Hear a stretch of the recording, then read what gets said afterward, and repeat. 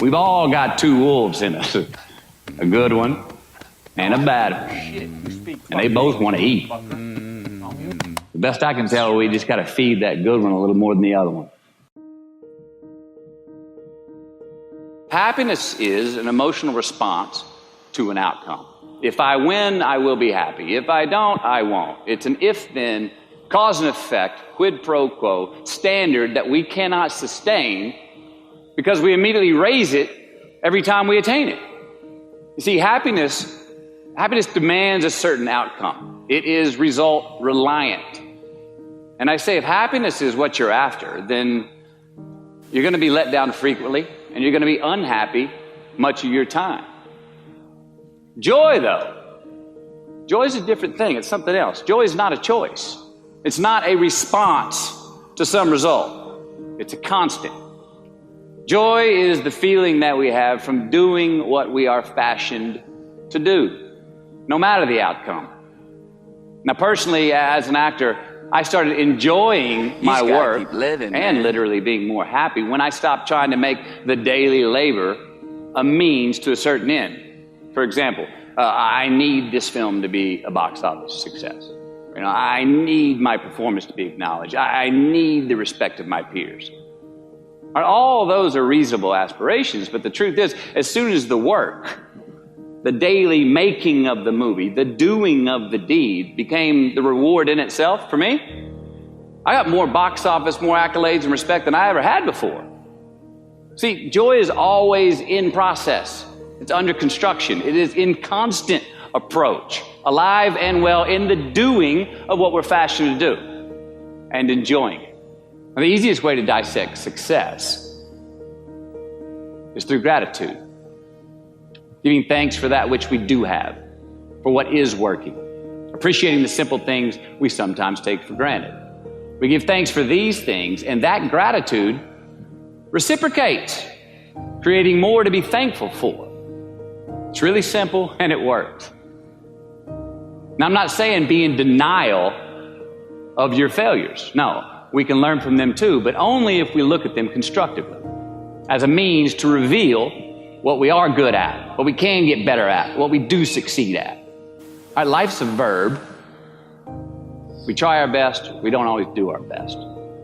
And since we are the architects of our own lives, let's study the habits, the practices, the routines that we have that lead to and feed our success, our joy, our honest pain, our laughter, our earned tears. Let's dissect that and give thanks for those things. And when we do that, guess what happens? We get better at them. And we have more to dissect. It's a get rich quick on the internet, rich is 15 minutes of fame world that we live in, and we see it every day. But we all want to succeed, right? So the question that we got to ask ourselves is what success is to us, what success is to you. Is it more money? That's fine. I got nothing against money. Maybe it's a healthy family. Maybe it's a happy marriage. Maybe it's to help others, to be famous, to be spiritually sound, to leave the world a little bit better place than you found it. Continue to ask yourself that question. Now, your answer may change over time, and that's fine. But do yourself this favor. Whatever your answer is, don't choose anything that will jeopardize your soul. Prioritize who you are, who you want to be, and don't spend time with anything that antagonizes your character. Don't drink the Kool-Aid, man. It tastes sweet, but you will get cavities tomorrow, all right? Life is not a popularity contest. Be brave, take the hill, but first answer that question, what's my hill? Well, for me, it's a measurement of 5 things. We got fatherhood. We got being a good husband. We got my health, mind, body, and spirit. We got career, and we got friendships. These are what's important to me in my life right now. Because I want to keep all 5 in healthy shape. And I know that if I don't take care of them, if I don't keep up maintenance on them, one of them is going to get weak, man. It's going to dip too deep into the debit section. It's going to go bankrupt. It's going to get sick, die even. So first, we have to define success for ourselves. And then we have to put in the work to maintain it. Take that daily tally. Tend our garden. Keep the things that are important to us in good shape. Defining ourselves by what we are not is the first step that leads us to really knowing who we are. You know that group of friends that you hang out with that they really might not bring out the best in you? You know, they gossip too much, or they're kind of shady. They really aren't going to be there for you in a pinch. Or how about that bar that we keep going to that we always seem to have the worst hangover from? Or that computer screen, right? That computer screen that keeps giving us an excuse not to get out of the house and engage with the world and get some real human interaction. Or how about that food that we keep eating, the stuff that tastes so good going down, it makes us feel like crap the next week, we feel lethargic and we keep putting on weight? Well, those people, those places, those things, stop giving them your time and energy. Just don't go there. I mean, put them down.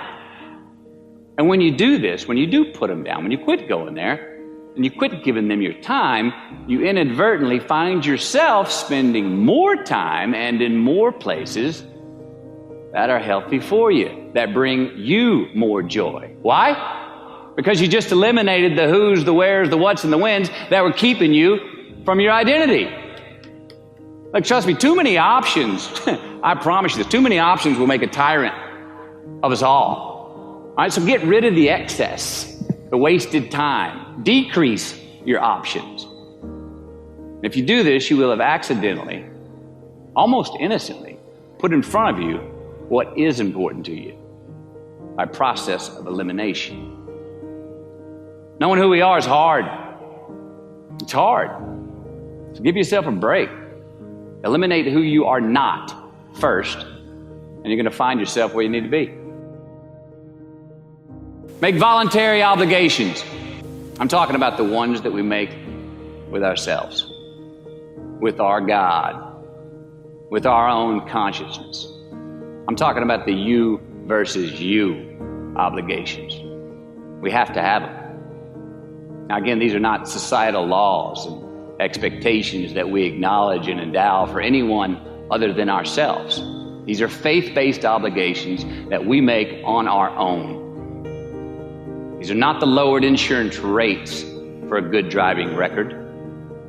You will not be fined or put in jail if you do not gratify these obligations I speak of. No one else governs these but you. They are your secrets with yourself, your own private counsel, personal protocols. And while nobody throws you a party when you abide by them, no one's going to arrest you when you break them either, except yourself. An honest man's pillow is his peace of mind. And when you lay down on that pillow at night, no matter who's in your bed, we all sleep alone. These are your personal Jiminy Crickets, and there are not enough cops in the entire world to police them. It's on you. It's on you.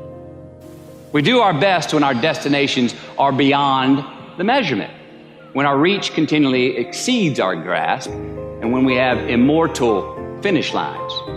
And when we do this, the race is never over. The journey has no port. The adventure never ends because we are always on the way. So do this, and let somebody else come up and tap you on the shoulder and say, hey, you scored.